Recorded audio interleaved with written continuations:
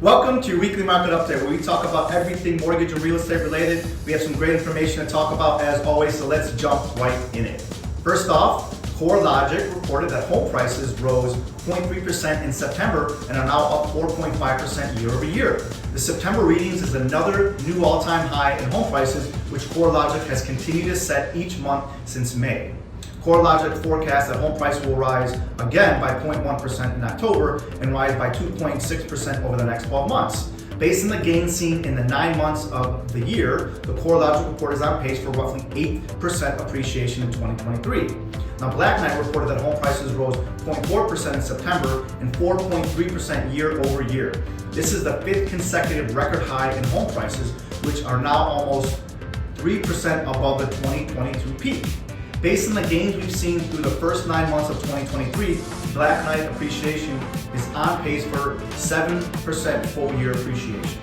Now, as for mortgages and inflation, last week the Bureau of Labor Statistics reported that there were 150,000 jobs created in October, which was weaker than the estimate of 180,000. There were also downward revisions to the prior 2 months, totaling 101,000 jobs.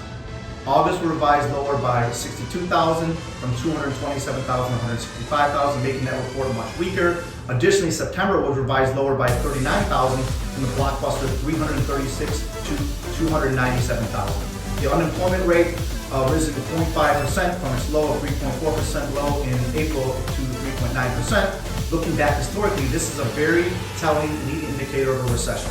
Going back to 1970, when we see a rise of 0.5% or more from the expansion low, a recession has already taken place or taking up to 2 months to occur. And in many cases, it was only 1 month or less. This means that we could very well be close to a recession, which of course would lead to lower rates and lower inflation and lower mortgage rates. Oil prices continue to move lower, now beneath $77 a barrel. This will also help on the inflation front in coming reports, as it makes up about 4% of the overall CPI report. Speaking of inflation, the Manheim Used Car Index fell 2% in October and now is down 4% year over year. This makes up a meaningful 3.5% of the core index, which will also help continue to drive down inflation. The Q3 Senior Loan Officer Opinion Survey showed that banks continue to tighten lending standards. With the delinquencies on the rise, banks are becoming increasingly selective in who they lend to and are tightening credit standard conditions in the economy.